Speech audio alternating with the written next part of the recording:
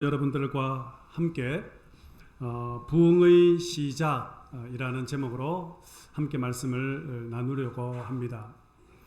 얼마 전 제가 인터넷을 검색하다가 영국 BBC 방송에서 네팔 기독교에 대해서 방송하는 그런 기사를 본 적이 있었습니다. 지금 전 세계적으로 기독교가 가장 많이 왕성하게 부흥하는 나라가 네팔이라고 합니다. 네팔은 전체 인구의 한 3천만 명 정도 되는데 이 가운데 80%가 힌두교 교도들입니다. 그래서 네팔을 힌두교의 나라라고 하는데 여기에 기독교 인구는 0.01%밖에 되지 않는다고 합니다. 그런데 이 힌두교의 나라에서 지금 기독교가 왕성하게 부흥하고 있는데 그 부흥하게 된 그 원인은 뭐냐? 바로 한국 선교사들의 이런 활발한 선교 활동으로 인해서 기독교인이 지금 늘어나고 있다라는 리포트였습니다. 실제로 한국의 불교 방송, 한국에 있는 불교 방송에서도 이것을 기사화할 정도로, 그래서 불교 방송을 보니까 지금 네팔에 기독교가 점점 왕성해지고 네팔이 상당한 긴장을 하고 있다라는 그러한 영상을 불교 방송에서까지 다룰 정도였습니다. 현재 네팔은 개종 금지법이 있기 때문에 전도를 해서 종교를 바꾸게 되면 처벌을 받게 되어 있다고 합니다.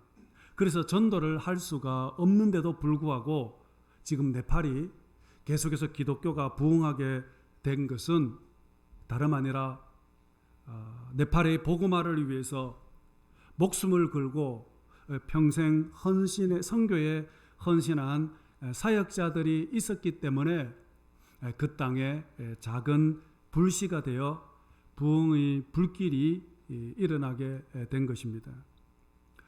2000년 전에 이 땅에 처음 복음이 시작된 이후 각 나라마다 민족마다 부흥의 시기가 있었습니다.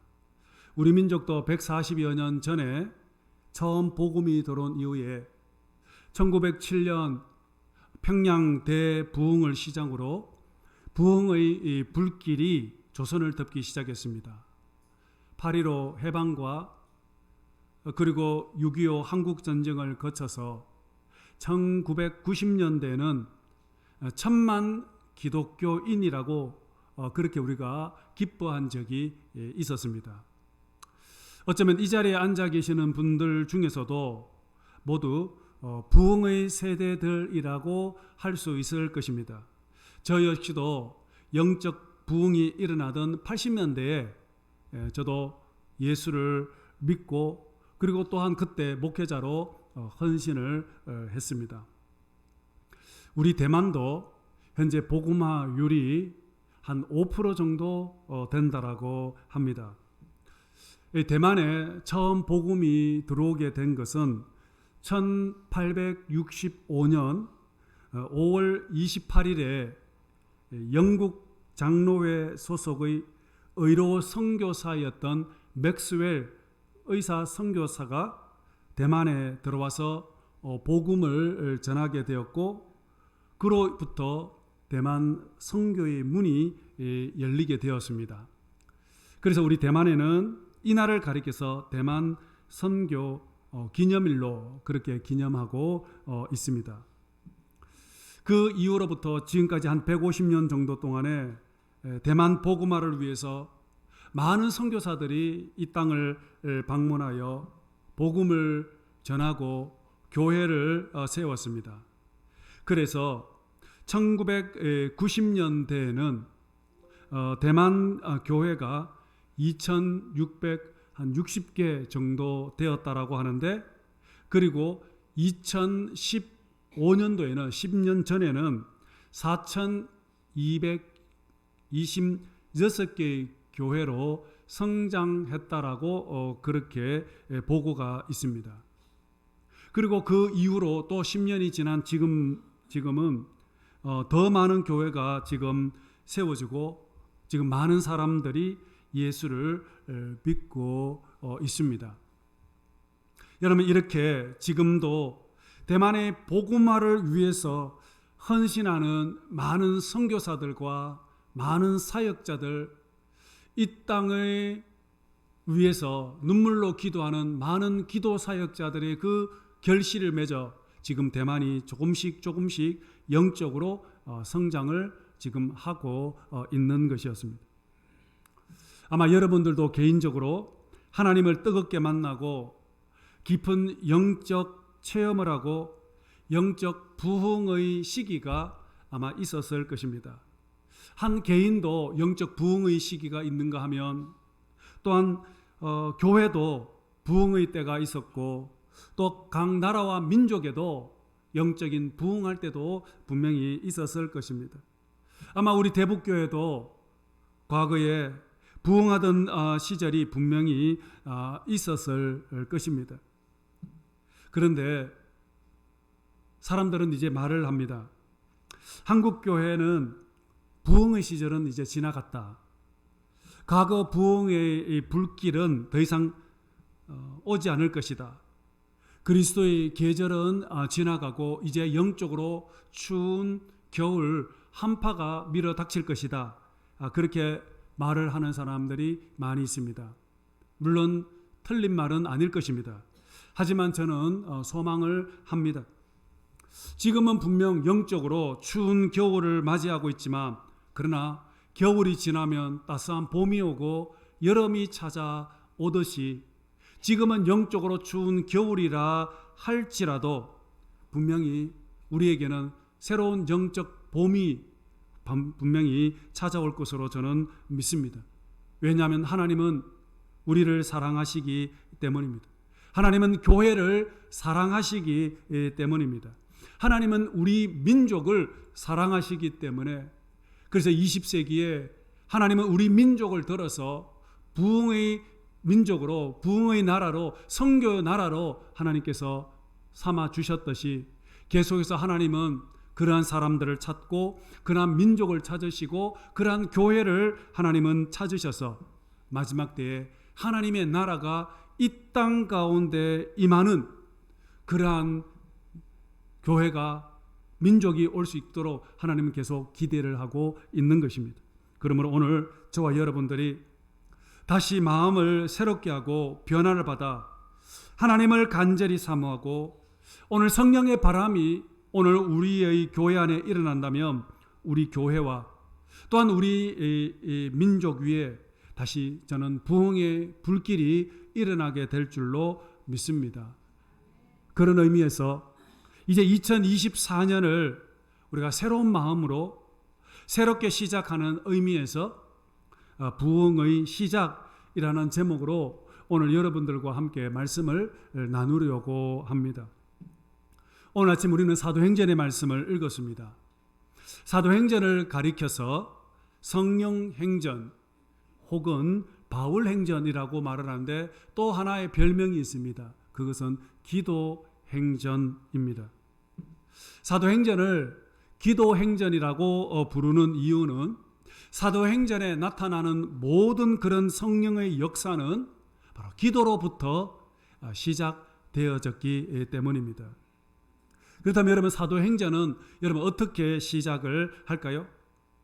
예수님께서 이제 부활 이제 성천을 하시면서 제자들과 성도들에게 너희들은 아버지께서 약속하신 성령을 받을 때까지 예루살렘을 떠나지 말고 기다려라.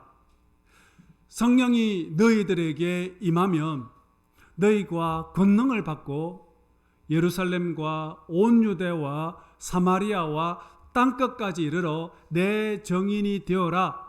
그렇게 말씀을 하시고 주님께서 성천을 하셨습니다. 이 말씀을 들었던 성도들은 어떻게 했습니까? 오늘 사도행전을 읽어보시면 사도행전 1장 14절에 보면 주님께서 성천하신 그 이후에 성도들이 한자리에 모여서 마음을 같이하여 오로지 기도에 힘썼다라고 말씀을 하고 있습니다. 성도들은 오직 기도하는데 힘을 썼다라는 것입니다. 이렇게 사도행전은 시작이 되고 있습니다. 그리고 2장에 넘어가시면은 2장에 오순절이 되자 그때도 성도들이 함께 모여 뜨겁게 기도하는 가운데 갑자기 하늘에서 성령님, 예수님이 약속하신 성령님이 역사하기 시작을 했던 것이었습니다.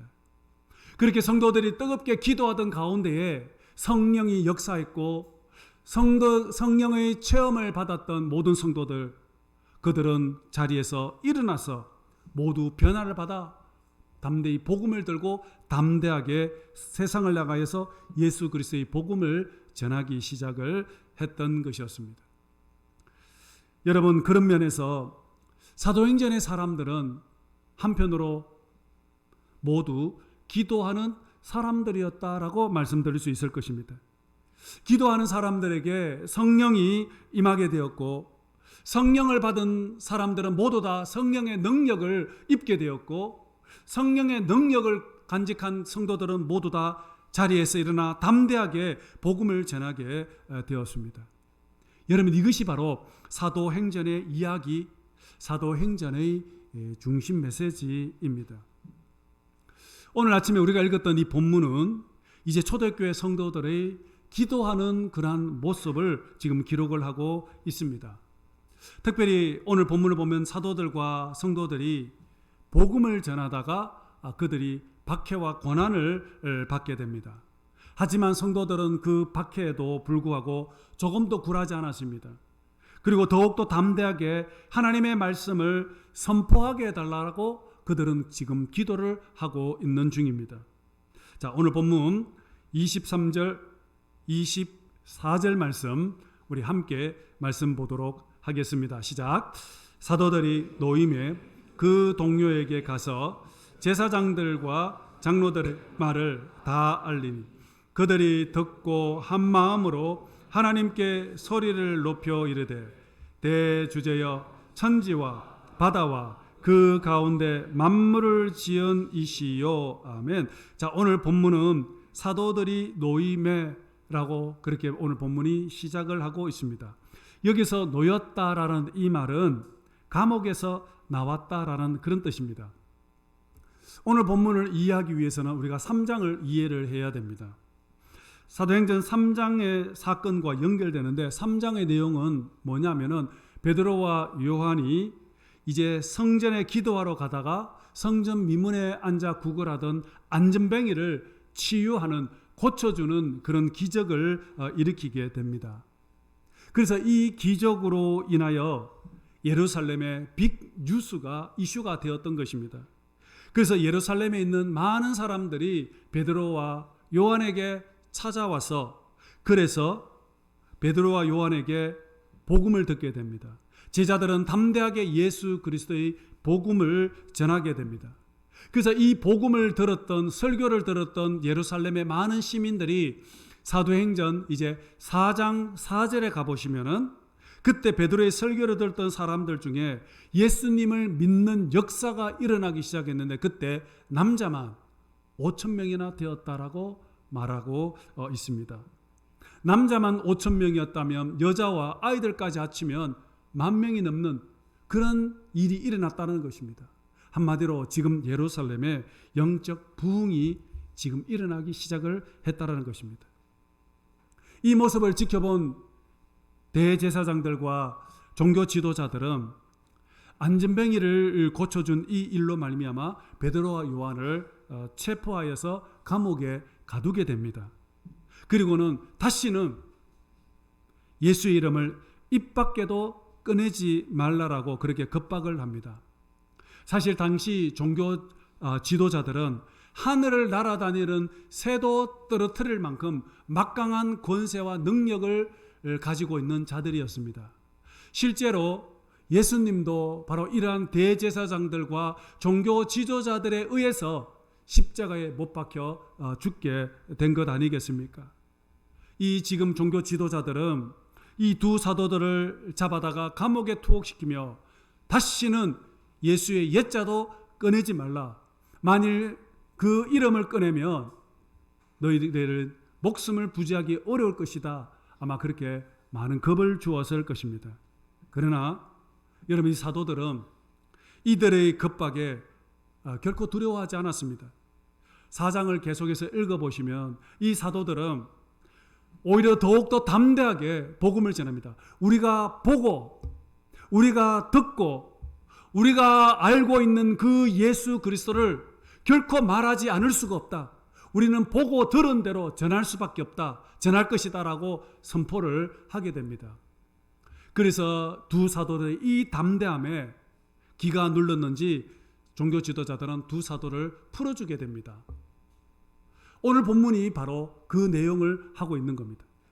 이렇게 대제사장은 베드로와 요한을 감옥에서 풀어주게 되자 이제 감옥에서 풀려난 두 제자는 집으로 돌아가지 않고 적시로 성도들이 모여있는 교회로 달려갔습니다. 성도들은 두 사도들이 지금 체포가 되었으니 모두 다 한마음으로 하나님께 간절히 기도하고 있는 중이었습니다. 이 두 사도들이 이제 교회로 돌아와서 기도하고 있는 이 성도들과 만나서 그동안 감옥에서 있었던 일들을 보고를 하고 그리고 하나님께 감사와 찬송과 영광을 돌리며 또다시 이들이 함께 기도하기 시작했습니다. 바로 그 내용이 바로 오늘 우리가 함께 읽었던 본문 내용입니다. 그렇다면 여러분, 오늘 사도들과 이 성도들이 하나님께 어떤 기도를 드렸을까요? 감옥에서 풀려난 사도들과 성도들이 어떤 기도를 드렸는지 오늘 이 아침에 여러분들과 함께 그 내용을 묵상하면서 오늘 우리의 기도 제목들 그리고 이 말씀 속에서 도전받는 그런 시간이 되었으면 좋겠습니다. 자, 오늘 본문 29절 30절 말씀인데요. 29절 30절 말씀 함께 봅시다. 시작. 주여 이제도 그들의 위협함을 굽어 보시옵고 또 종들로 하여금 담대히 하나님의 말씀을 전하게 하여 주시오며 손을 내밀어 병을 낫게 하시옵고 표적과 기사가 거룩한 종 예수의 이름으로 이루어지게 하옵소서 하더라. 아멘. 여러분 지금 29절과 30절에 보면 이들이 드렸던 기도는 요지는 세 가지입니다. 세 가지를 그들이 기도를 했었습니다. 첫 번째 기도는 뭐냐면 박해자들의 위협을 굽어 살펴 달라고 기도하고 있습니다. 두 번째 기도는 하나님의 말씀을 담대히 전하게 해달라는 기도. 세 번째 기도는 예수 그리스도의 이름으로 표적과 기사가 나타나게 해달라는 그러한 기도입니다. 자, 여러분 여기서 우리는 이들의 기도 속에서 이상한 점 하나를 발견하게 됩니다. 바로 그것은 오늘 기도문에 보면 그 어디에도 유대 박해자들로부터 우리를 보호해 주시고 지켜달라는 그런 기도를 드리지 않는다라는 것입니다. 바꾸어 말하면 박해가 멈추어지게 해 주십시오. 그렇게 기도하지 않았다라는 것입니다. 오늘 본문에 박해자들의 위협을 굽어 살펴 달라라는 이 말은 박해가 멈추어지고 그리고 우리가 편안하게 신앙생활 할 수 있게 해 주십시오. 그런 기도가 아니라 오히려 핍박하는 세력들 때문에 복음 전하는 일이 방해받지 않도록 중단되지 않게 해 주십시오라는 그러한 기도를 드렸던 것입니다. 다시 쉽게 말씀드리면 복음 전하는 일에 방해받지 않고 계속해서 복음을 전할 수 있게 해 주십시오. 그런 환경을 달라라고 그렇게 지금 기도를 하고 있는 것입니다. 여러분 사도들은 박해가 없는 편안한 세상, 믿음 생활하기 좋은 그런 세상이 오게 해 주십시오라고 그렇게 기도하고 있지 않다라는 것입니다. 사실 우리 대만은 종교의 자유가 있어서 너무나도 편안하게 쉽게 신앙생활을 할 수 있지 않습니까? 그러나 저 대륙은 지금 종교가 금지가 되어서 마음껏 신앙생활을 하지 못하고 있지 않습니까? 지금 성도들은 오히려 박해와 위협이 있지만 끝까지 주님의 증인이 되어서 복음을 전하는 일을 중단하지 않고 끝까지 죽으면 죽으리라 그런 일사각오로 계속해서 복음을 전하겠다라는 그런 기도를 드리고 있다라는 것입니다. 지금 사도들과 성도들은 자신들 앞에 펼쳐진 상황, 그것이 어떤 상황이든 그것이 어떤 환경이든 믿음으로 받아들이고 그 모든 상황과 그 환경 속에서 진정한 그리스도인으로, 믿음의 사람으로, 복음의 사람으로, 그리스도의 정인으로서 우리가 끝까지 살아갈 수 있게 해주십시오. 그렇게 지금 그들은 기도를 하고 있는 것입니다. 그렇다면 여러분, 왜 이렇게 초대교회 성도들이 이런 기도를 드릴 수 있는 것입니까? 박해와 고난 속에서도 이런 기도를 드릴 수 있었던 이유가 무엇일까요? 바로 그 이유는 바로 하나님에 관한 분명한 믿음이 있었기 때문입니다. 자, 그 믿음이 바로 오늘 24절에 나타나 있습니다. 24절 함께 보겠습니다. 24절 시작.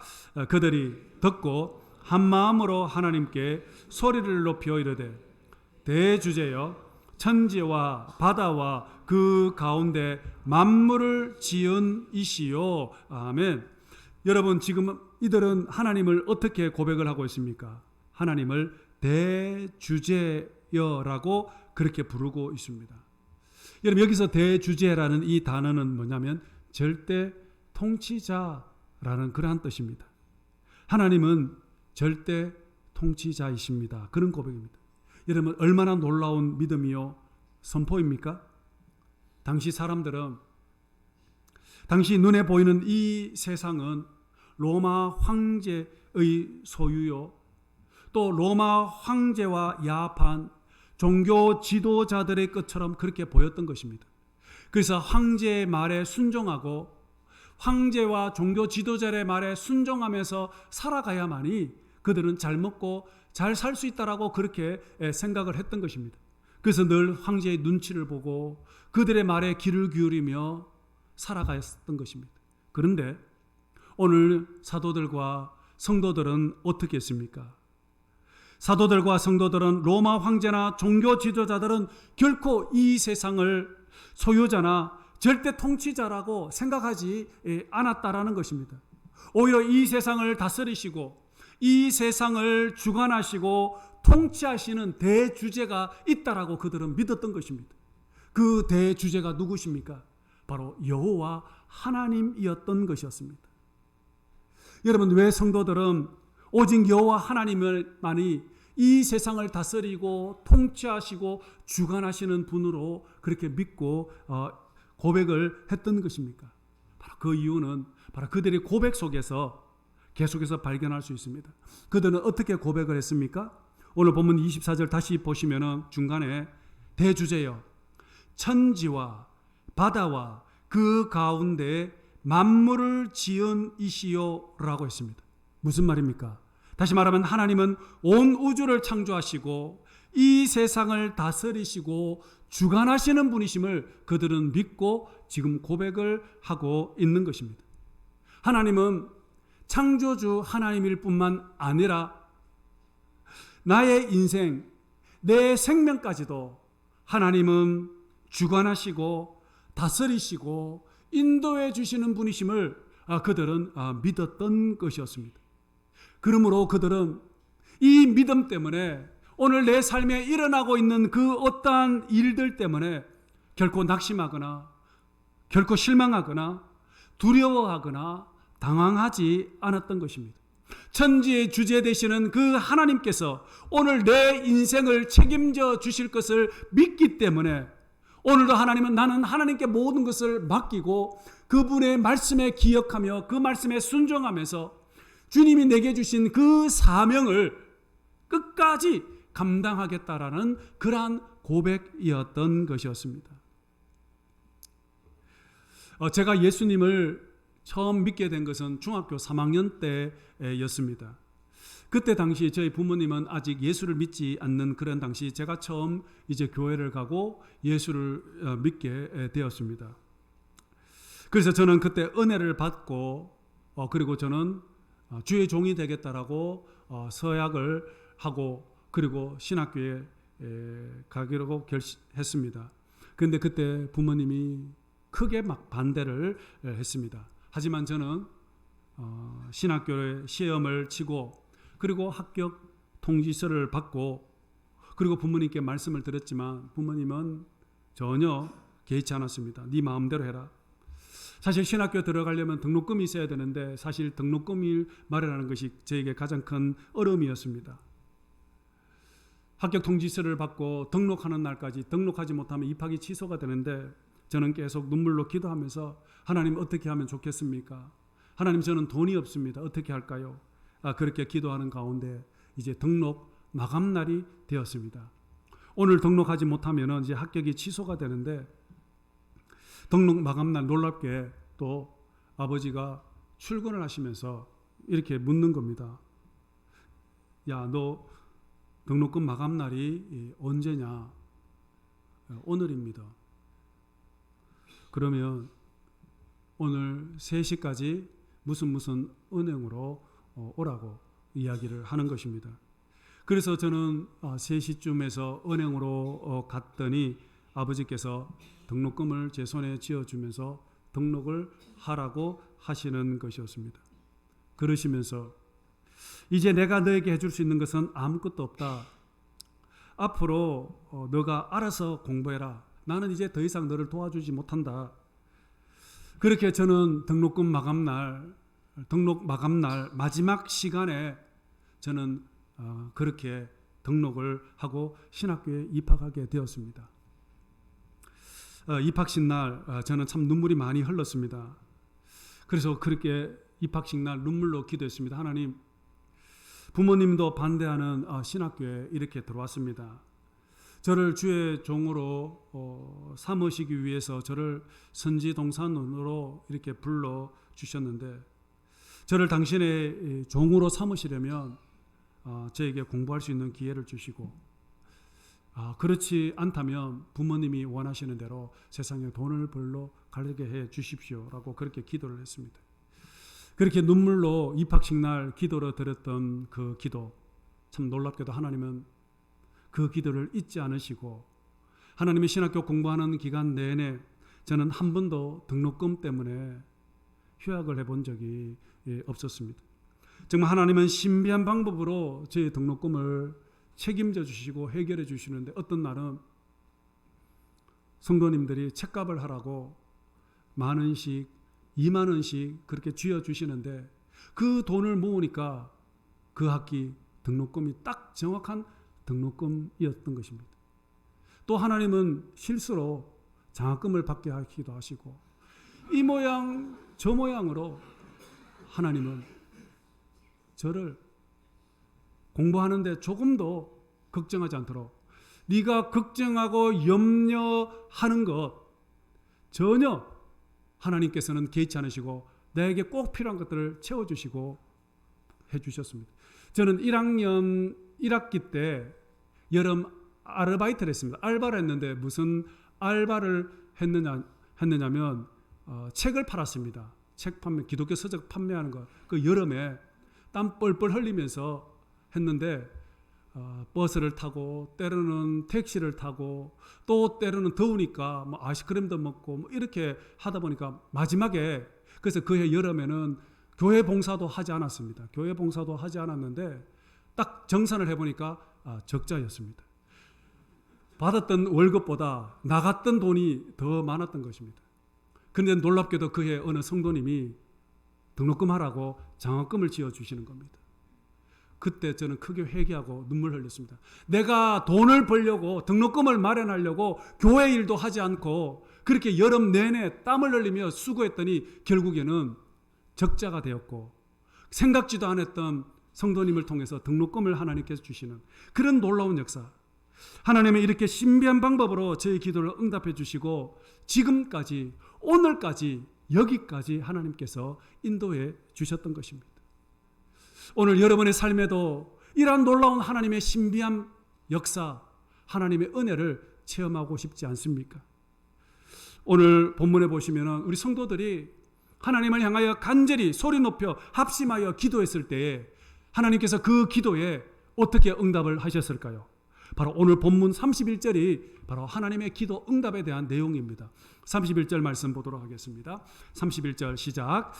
빌기를 다하며 모인 것이 진동하더니 무리가 다 성령이 충만하여 담대히 하나님의 말씀을 전하니라. 아멘. 여러분 보십시오. 그들의 기도가 끝남과 동시에 어떻게 되었다고 했습니까? 그곳이 진동했다고 그랬습니다. 여러분, 여기서 진동했다는 이 말은 하나님이 역사하셨다, 하나님이 임재했다라는 그런 뜻입니다. 다시 말하면 하나님이 우리의 기도를 응답했다, 응답받았다, 그런 뜻입니다. 여러분, 이 단어는 오순절 성령 강림 사건과 똑같은 현상입니다. 오순절 날 홀열이 하늘에서 급하고 강한 바람 소리가 하늘에서 들리고 불의 혀와 같은 것들이 나타났던 현상, 표현은 다르지만 지금 진동하는 것이 성령의 강력한 역사가 그 자리에서 일어나게 되었다라는 것입니다. 여러분, 기도 응답이 여러분 무엇입니까? 여러분, 우리가 모두 다 지금 성령 충만함을 받았다는 것, 여러분, 이것이 바로 기도 응답을 받았다는 것입니다. 오순절날 기도하던 성도들이 성령 충만함을 받았던 것처럼 지금 이 성도들이 모두 다 하나같이 지금 성령의 충만함을 지금 받았다라는 것입니다. 여러분, 얼마나 멋진 말입니까? 여러분, 하나님께서 우리의 기도에 응답을 해주시는데, 여러분, 최고의 기도 응답이 무엇일까요? 바로 그것은 성령을 주시는 것입니다. 하나님은 우리들에게 성령을 주시는데, 그 성령은 오늘 우리들에게 있어서 가장 좋은 선물, 최고의 응답이라는 것입니다. 예수님께서 누가복음 11장 13절에 구하라, 찾아라, 두드리라, 그러면 구할 것이고 찾을 것이고 문을 두드리시는데, 그때 이렇게 말했습니다. 너희가 악한 자라도 좋은 것을 자식에게 줄 줄 알거든 하물며 너희 하늘 아버지께서 구하는 자들에게 성령을 주시지 않겠느냐라고 말씀을 했습니다. 기도하는 자들에게 성령을 주시겠다고 말씀하셨습니다.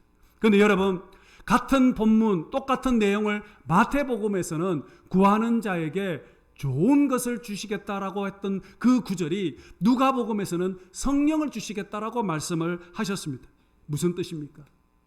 여러분, 오늘 우리들에게 있어서 최고의 선물, 최고의 기도 응답은 바로 다름 아니라 성령 체험을 하는 것입니다.